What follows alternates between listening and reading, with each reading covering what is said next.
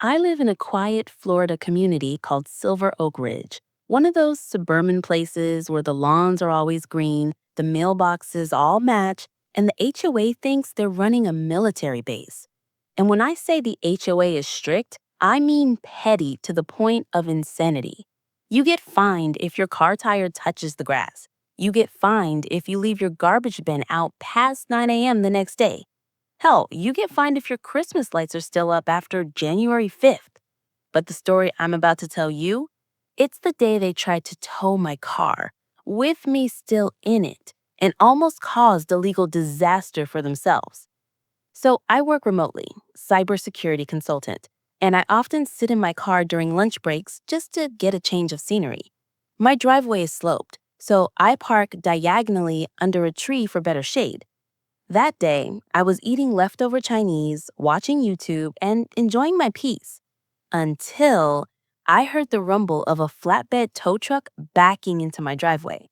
I thought, okay, maybe it's for a neighbor, but then the guy hops out and walks straight to my car. I roll down the window. Hey, what's up? He looks at me like I'm the one trespassing. You need to vacate the vehicle, sir. I've got orders to remove it for HOA compliance. I blinked.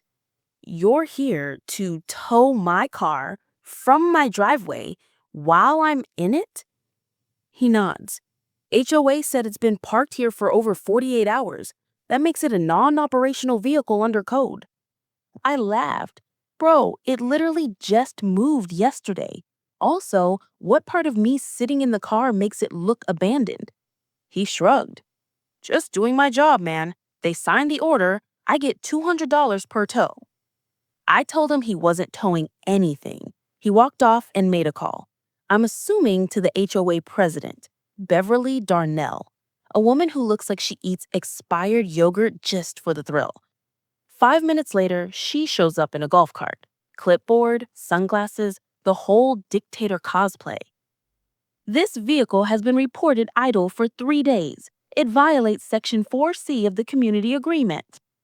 I calmly explained the facts, that the car is mine, it moves regularly, and I'm literally using it right now. She said, that's irrelevant. The violation is logged, the tow is already initiated. Move or be forcibly removed. Big mistake. You see, I know a thing or two about rights, and I also record everything. So I turned on my dash cam. I repeated what she said out loud, slowly, and clearly. Then I pulled up the community bylaws on my phone, which clearly stated that no action could be taken against operational vehicles on private driveways. I told the tow driver, if you touch this car while I'm in it, it's a lawsuit for unlawful detainment and endangerment. He hesitated. Beverly didn't. She actually called the county sheriff's office, accusing me of obstructing community enforcement. Guess what? The deputy who showed up, turns out he used to work traffic enforcement and knew Beverly from 2 other HOA complaints in nearby towns. He reviewed the dash cam, listened to her, and then told her, ma'am, if you don't step away from this man's property, you'll be charged with harassment and misuse of community authority. She sputtered like an overheated kettle, claiming she was just enforcing neighborhood quality standards. The deputy told the tow guy to leave and gave me the green light to file a formal complaint. I didn't just file the complaint. I printed every screenshot and video frame, filed the harassment report, and took it to the next HOA board meeting where I read it aloud. 3 weeks later, Beverly was suspended indefinitely pending investigation for misuse of position, false towing, and repeated intimidation. And now? My car sits exactly where it always has, in the driveway, under the tree, shaded, and safe.